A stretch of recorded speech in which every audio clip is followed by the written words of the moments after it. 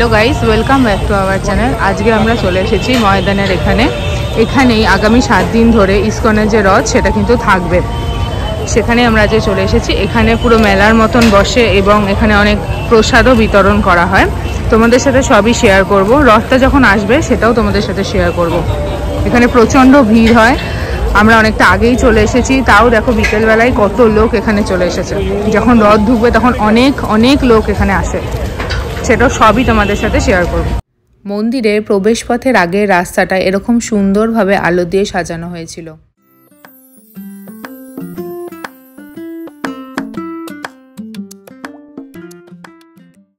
গেটের বাইরে একপাশে এরকম ছোটখাটো অনেক রকম জিনিসই বিক্রি হচ্ছিল।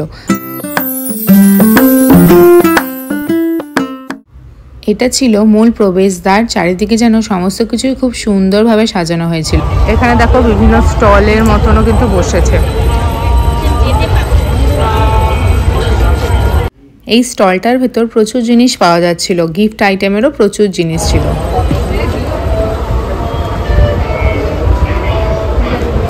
ঠাকুরদের বিভিন্ন রকমের ছবি, বিভিন্ন সরঞ্জাম, তার সঙ্গে আসন, অনেক কিছুই এখানে পাওয়া যাচ্ছিল।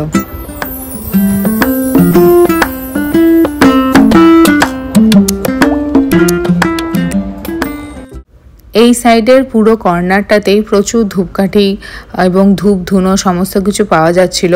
প্রচুর ফ্র্যাগনেন্সের আলাদা আলাদা ধূপকাঠি কিন্তু এখানে পাওয়া যাচ্ছিল।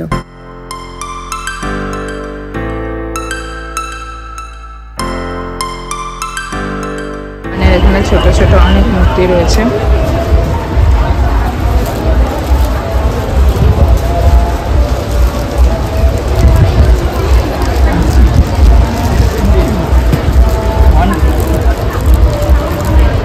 এখানে পিতলে ঠাকুরের যে ছোট ছোট আসবাবপত্র, যেমন প্রদীপ, ঘট, থালা, গ্লাস এবং ঠাকুর বসানো যে আসনগুলো হয় সেগুলোও পাওয়া যাচ্ছিল।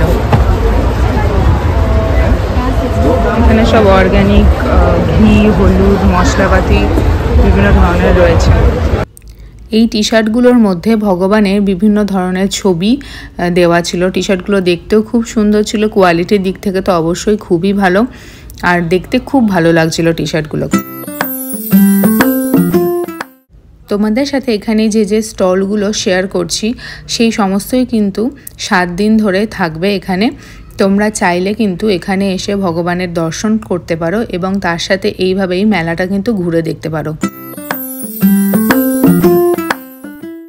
এখানে পাওয়া যাচ্ছিল ঠাকুরের পোশাক আশাক, মুকুট, হার, বিভিন্ন জিনিস ছোটোখাটো যেগুলো, সেগুলো সবই কিন্তু পাওয়া যাচ্ছিল। এই জায়গাটাতে ধুতি বিক্রি হচ্ছিল। বিভিন্ন স্টল ঘুরে এবার আমরা চলে গেলাম মাঠের দিকে, যেই মাঠের মধ্যে কিন্তু রথগুলো এসে দাঁড়ায় এবং এক এক করে ভগবানদেরকে মন্দিরের ভেতর প্রবেশ করানো হয়।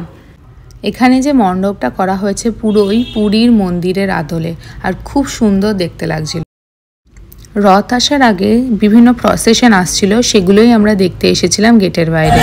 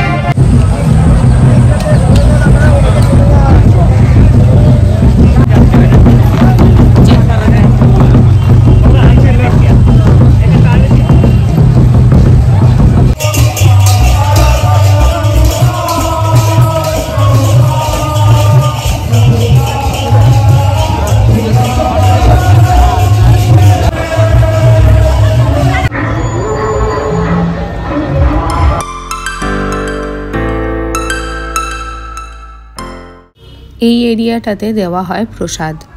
প্রসাদে ছিল খিচুড়ি, আলুর তরকারি আর সুজির হালুয়া।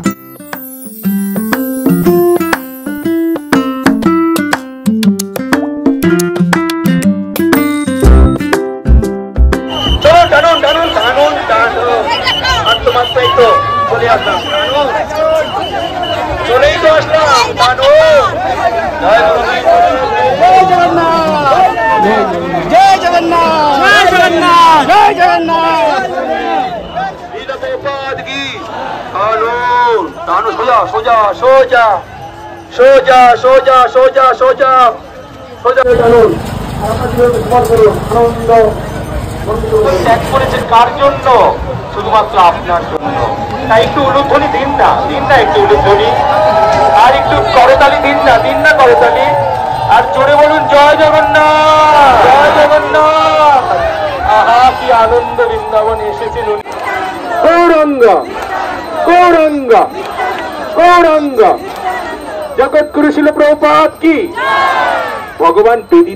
এখানে মহারাজরা প্রত্যেককে বলছিল তাদের মোবাইল অন করে, মোবাইলের টর্চ জেলে সেটাকে 21 বার আরতির আদলে ঘোরাতে। এটাই তাদের কাছে ডিজিটাল আরতি। শিল্পীরা রয়েছেন, তারা সবাই আসবেন ভগবান জগন্নাথ, বলদেব, সুভদ্রা মহারানীকে আনন্দ প্রদান করবার জন্য। তো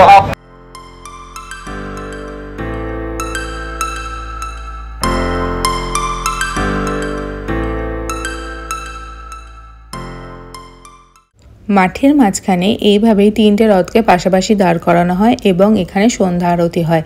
আরতি হয়ে যাওয়ার পর প্রভুদের ভোগদান করানো হয়। তারপর এক এক করে এই বিগ্রহ মন্দিরের ভেতর স্থাপন করা হয়। আগামী উল্টো রথ পর্যন্ত এই মন্দিরেই কিন্তু আপনারা ভগবান দর্শন করতে পারবেন এবং রথগুলো এই মাঠেই দাঁড় করানো থাকে। ভগবানদের মন্দিরের ভেতর স্থাপন করা হয়ে গেলে আমরা ধীরে ধীরে বাড়ির দিকে রওনা দিই এবং গেটের ঠিক একপাশেই রয়েছে এই মহাপ্রসাদের জায়গা, যেখানে কিন্তু আপনারা 50 টাকার বিনিময়ে গজা এবং লাড্ডু নিতে পারেন। রথের মেলায় যাবো আর পাঁপড় ভাজা খাবো না, তা তো হতেই পারে না। তাই পাঁপড় ভাজা খেতে খেতে আজকের ভিডিওটা এখানে শেষ করছি। দেখা হচ্ছে আবার পরের ভিডিওতে। ততক্ষণের জন্য টাটা।